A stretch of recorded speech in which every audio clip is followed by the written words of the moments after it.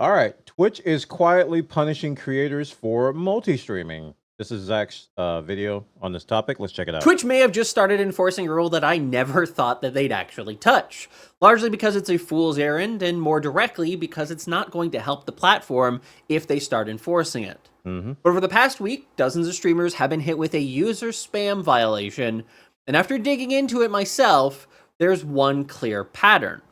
Almost all of them had a link to Kick somewhere on their Twitch profile. Wow. Now, in addition to that, a well-known creator named Nutty. I have a Kick link on my profile too. I added a multi-streaming section. I have that too, so yeah. Just got suspended, and I think the reasons are likely connected. So Nutty was working on the multi-streaming. He's been working on a lot of stuff that's been really, really high quality. He was working on the multi-streaming chat app, which up until a few days ago only supported YouTube, YouTube and Twitch. So now he was updating it for TikTok and Kick, and then Twitch banned them. Which again points to this rule set that I never imagined they would actually waste their time enforcing. So let's break this down and discuss what's happening, what's being enforced, and what it may mean for creators. So late last week, a bunch of different creators started posting on Twitter and Blue Sky that they'd received a warning from Twitch for user spam. And so this is the email that they actually received from Twitch, and they all received versions of this based upon their local language. But here's what it says here. Based on a review of your user spam is such an odd reason. Account or content, we have issued a warning on your account, a warning. User spam, spamming others with large amounts of repetitive unwanted messages or abusing the Twitch report system. Examples of violative conduct include, but are not limited to, advertising your live stream in multiple chats without the channel owner's consent, sending unsolicited links, offers, promotions to multiple users via whispers, or submitting large amounts of frivolous user reports. Now, here's the interesting part. At the bottom of this overall warning, it says where the violation occurred in your channel profile. In your channel user spam in your channel profile.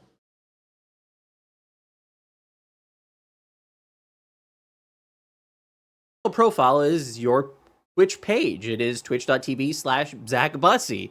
And it doesn't mean that that's chat. It means your actual page itself. If it was chat, they would say in chat.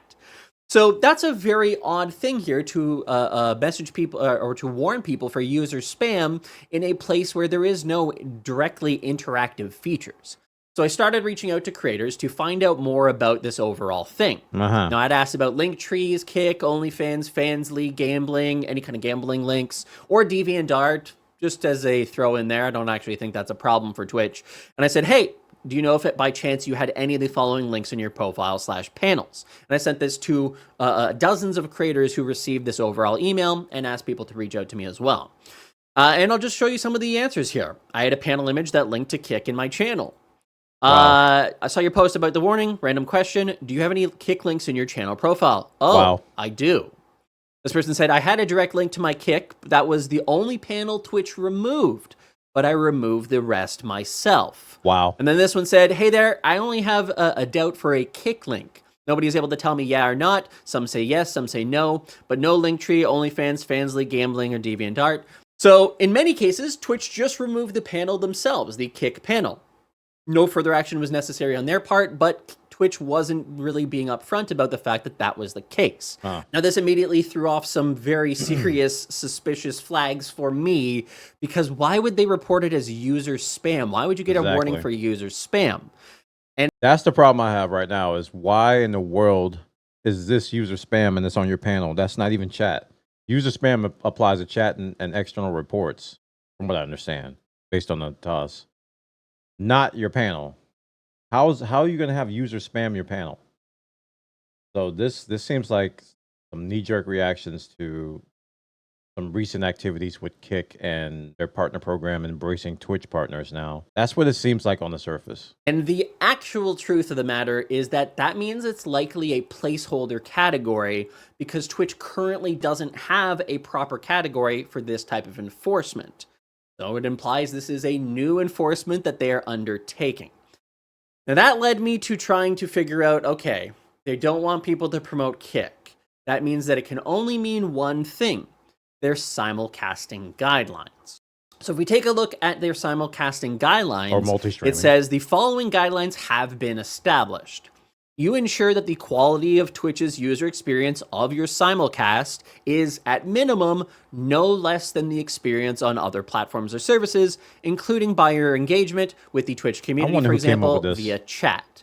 So this one doesn't actually apply in this case, but it's essentially saying, hey, if you stream on Twitch and you stream on YouTube and you only respond to the YouTube chat, that's not a similar experience. You have to maintain the engagement with the Twitch. Let me make this clear. Twitch is the only platform doing this. Out of all the live streaming content creation platforms out there, no other platform is being this clingy. The only word I can think of. They're being this clingy to their streamers. Everybody else is like, yeah, stream wherever you want. Twitch is the only platform to, and they have a long history. I have personal upfront knowledge. They have a long history of doing this. And it baffles me that they're so insecure about keeping their user base. Community as well. Now, this is the one that does apply. You should not provide links or otherwise direct your community to leave Twitch for your simulcast on other services because we value the community on Twitch and the integral role community engagement plays for all Twitch users. So this one is essentially saying, we don't want you letting anybody know that you're even streaming on another platform. You can do it, but no one needs to know. So when simulcasting was announced, everybody pointed at this and they said that it was ridiculous. But, and I was one of the people who said this as well, there's no way they're going to enforce this. That's what I said. I was like, there's no way they're going to enforce that. People, you can't even talk about your multi-stream on, you can't even link to it. You know, they're not going to enforce this. And then like the chat overlay stuff, they're not going to. The last one here, and this one is the most ridiculous. You do not use third-party services that combine activity from other platforms or services on your Twitch stream during your simulcast, such as merging chat or other features. To ensure that you may have noticed that I'm taking away my overlay, my chat overlay. That's exactly what they're talking about. They're talking about chat overlays that encompass multiple platforms. So I use some software that will show YouTube, Twitch, Kick, Twitter if I have it going. It just shows all the chat together, right? That way everybody can see what everybody's saying. So if somebody says something on YouTube, people on the Twitch side can respond or not respond, and vice versa. If somebody says something on Kick, we can keep the conversation going. Everybody can see all the chats without having to go to each individual site, which I think is a good thing. So when Twitch put this in their simulcasting guidelines, a lot of people, including me, said, there's no way they're going to enforce this. Come on. There's no way they're going to say, hey, you're overlaying Kick chat or you're overlaying YouTube chat, you're banned or you're warned. There's no way they're going to enforce that. the Twitch community is included in the entirety of the experience of your live stream. Now, here's the important part. If you fail to adhere to the simulcasting guidelines, Twitch will send you a warning prior to taking any enforcement action. Now, this takes us to the reason why I'm actually making this video, because I was originally just going to make this a tweet, but we have now seen it step up to another level. If you don't know, Nutty is a well-known streamer, makes a lot of very cool things for creators, and is a very entertaining streamer overall. And he got suspended this morning for simulcasting guideline violation. Date received June 17th, ends on June 18th. A 90-day expiration. This violation will expire from your account on September 15th, 2025. Until then, you may receive escalated consequences if you commit another similar violation. And the reason for his one-day suspension, simulcasting guidelines violation. Side note, sidebar. I gotta admit, this is a big improvement over past Twitch. Let me just say that. When you got banned in the past, you had no clue why. So just this message alone is a huge, huge step in the right direction. So good job, Twitch, on this. At least he knows a general reason why he was banned rather than just, I'm banned. Before, there was just like, there was no way you could know. And this is an improvement. So I like to take the good and talk about the good. I'll talk about the bad too, but this is a good thing. Failing to adhere to the Twitch simulcasting guidelines. Examples are the exact ones I just read. Now, Nutty does go on to say here, I'll take the suspension, but these guidelines are unbelievably stupid and need to be rewritten. By this wording, you technically can't show stream elements / Streamlabs donations on stream. Right. How the fuck does acknowledging other platforms on stream exclude or limit the Twitch community? Now, I wholeheartedly agree with Nutty on that, and it's one of the reasons why I never imagined that they were actually going to enforce these overall rules. Nobody because it makes Twitch out to be like the jealous partner trying to control you the same way that they were trying to do before they introduced simulcasting or multi-streaming. Nodders. This is me nodding. Nodders. It's the insecure partner, whatever you want to call it, boyfriend, girlfriend. Yeah.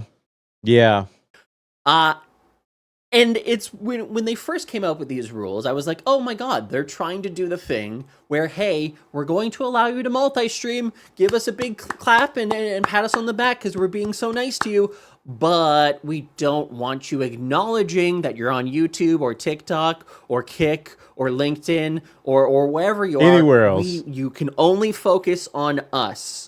You cannot have eyes for anybody else. And I think that is such a silly overall premise, and you're trying to control the creator while also trying to claim that you're doing the thing that is nice for the creators. Yeah. Now, again, for a year and a half, they've done nothing to actually enforce this, and so I give them credit for that. I was like, okay, correct. They've made the correct decision here. They're not going to waste time and effort on enforcing these really ridiculous and stupid guidelines. Yeah. And again, I'll point out the one that Nutty points out here. It's really stupid. That's the perfect word for it. It is stupid. It doesn't make sense.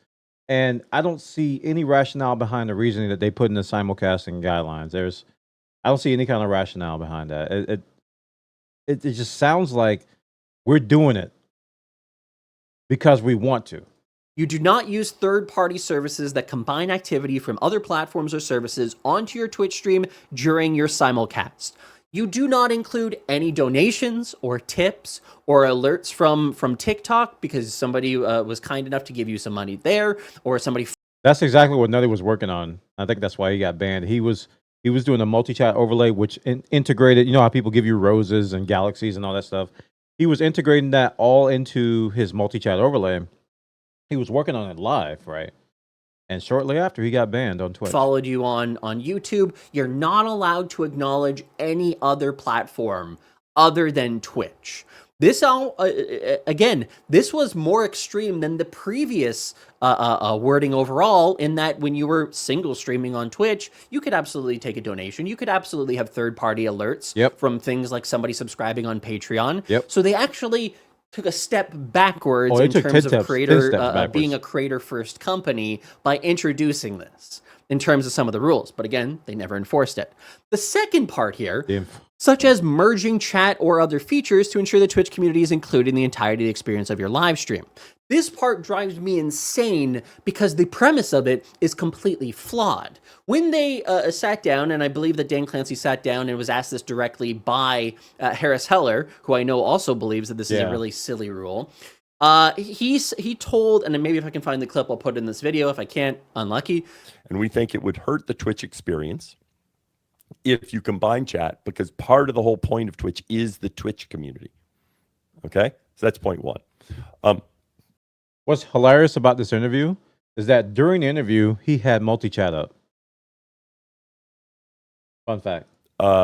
Multi-user and chat. so in general, and that also goes to alerts and other things. The idea is the Twitch community is the Twitch community. We don't mind you simulcasting, but we want the Twitch community to be the Twitch community.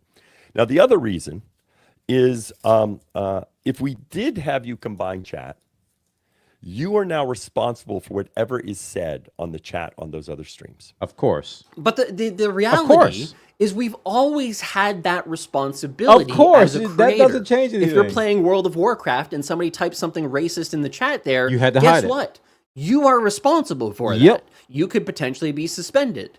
That's true in League of Legends. That's true in voice chat in Fortnite. If you're playing random duos or quads and you're on voice chat. This is why you see a lot of streamers, including myself, we put our camera or we put something over the in-game chat because we are responsible, even though we have no control of these people online, we are responsible for what they say in the chat. Also, if someone were to say something in voice chat, the same thing applies, which is why in the majority of games that have VoIP, I disable VoIP right off the bat because they can just run up to me while I'm live streaming and say the most vile stuff while I'm live and then run away, and then I'm on the hook for that.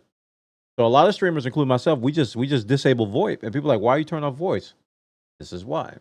And somebody starts saying a whole bunch of slurs, guess who's responsible? You, the creator, for having platformed it.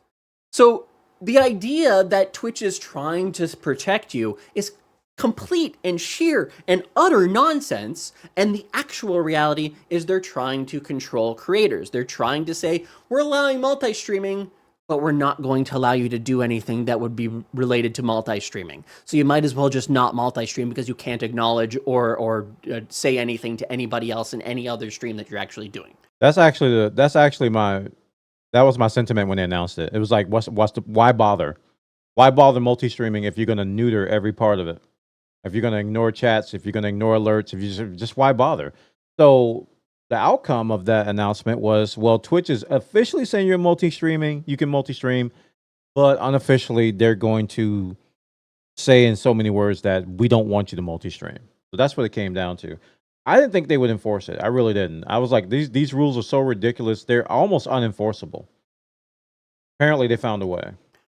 That's an insane premise.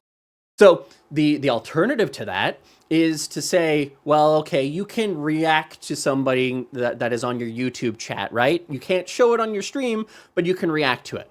But that in and of itself creates an exclusion for the Twitch community. So you can't do that. Nope. If you respond to somebody on YouTube, the people in your Twitch chat cannot see what was said. The wording of the guidelines are very, very conflicting. They contradict the whole purpose of multi-streaming.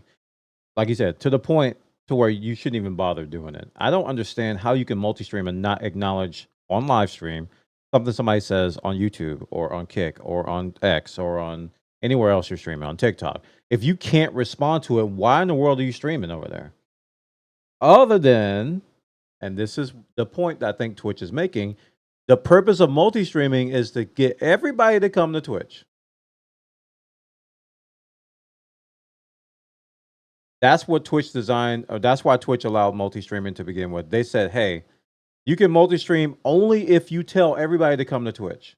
So if you're on TikTok, say come to Twitch. If you're on YouTube, tell them to come to Twitch. If you're on Kick, tell them to come to Twitch. You can't do it the other way around, but tell everybody to come to Twitch, which is a very selfish, puzzling attitude. And so you responding to them excludes them, making it against the rules and making them very confused as what the hell you're responding to. Are you just responding to random things that you've made up in your head? Who knows? So the entire premise of these simulcasting guidelines are not about protecting you. It's all about protecting Twitch. So the question is, if Twitch hasn't cared about this for a couple years, why do they care now? And the answer relates to the original point in this overall video, in that people are getting dinged with warnings for promoting Kick. There has been an undeniable migration of creators who were previously streaming only on Twitch to now be streaming on YouTube and Kick and TikTok and other platforms that may be having a negative impact on Twitch to a point where it now makes sense for them financially to start scaring people, to start enforcing some rules. Twitch right now, and for the last number of years, has been entirely focused on monetization, which I think has resulted in a kind of burnout among communities. I don't know if it's the case for you, but I hear it all the time. I read it all the time that creators are earning less money than ever. Their subscription counts are down. And as Twitch continues to try to squeeze blood from a stone, I think it's driving people away. They're seeing that as Twitch is chasing these dollars, communities are finding a better experience on other platforms that they previously would not actually even entertain. And so I'll say this regarding that point. I don't know if that's happening. It's definitely a possibility. But what Twitch is doing is certainly not helping their case. I think that much remains true. Is that what the attitude they're taking against multi-streaming is not helping their case. It's not helping, from my perspective, it's not helping me make a decision of going Twitch more than anything else. On the flip side, it's making me want to go everywhere else. It's making me want to put my energy somewhere else, which is sad because I don't want to do that. I don't think anybody wants to do that, especially if you've spent 15 plus years like me on this site. And there's a lot of us on this site building communities and building content. You don't want to just pack up and leave. You know, you don't want that to happen. So it's really disheartening to see Twitch take this attitude and start cracking down on people for trying to include other communities in their live streaming content. Simulcasting is exposing this. So what does this mean for creators? Well, unfortunately, I think it means that they're probably going to have tighter enforcement going forward. I think that they're probably going to take a more proactive approach to removing kick links from bios is probably a pretty easy one for them to do, to just scan a channel profile. I'm not going to take my link down. If they issue a warning, they issue a warning, but that's ridiculous. Like, I'll do the overlay chat. That's fine. I'm doing that today. All the overlay chats, I'm removing them until further notice. But the panel that says that I also stream on Kick, you want me to take that down? That's ridiculous. I'm not taking it down unless they tell me to. For real. That's just utterly ridiculous. It's so silly that you don't even have a response to it. It's so insecure. It's crazy. Files and go, okay, warning, warning, warning. A few years ago, we cracked down on YouTube. Everybody got mad at YouTube because they did something similar. A lot of you may not remember this, but a lot of people used to make YouTube videos that says, "Hey, I'm live on Twitch. Come over," right? And that's all it did. And it was like a minute video that showed the link. YouTube cracked down on that and told you that you weren't allowed to do that anymore, right? I don't know where they stand on that today.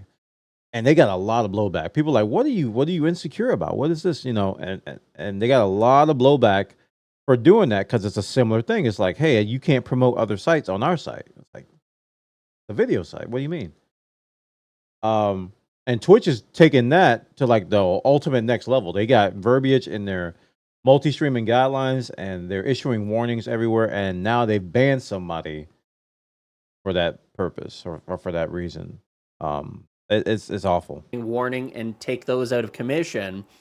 But then secondarily to that, I think that we'll probably start seeing them enforcing on things like if you have notifications for other platforms, if you have combined chat, perhaps they're going to be under additional scrutiny as a result. And the thing that concerns me is that I don't think this is going to inherently benefit Twitch. I think that while they want to keep people on the platform through a level of control with these overall guidelines, the reality is it's going to have the opposite effect. And Clancy's going to come out and say something because this is going to be an overall negative message. People who defend this, I question their motivations and their wallets. Who defend this behavior by Twitch? I don't see any reason why any creator would defend this stance. So I think Tom Clancy's going to have to do an interview. He's going to have to do a tour. He's going to have to do a PR tour. Maybe a live stream on the next patch notes talking about it. He's going to have to say something because it is utterly ridiculous. It's a stance that's puzzling and disheartening at the same time, especially if you love the site like I do. It's disheartening because it's going to drive people away. And Twitch is they're already in trouble. They don't need to drive people away. They need to do the opposite. And overall, Twitch has been killing it. They've been doing a lot of good things, a lot of good features.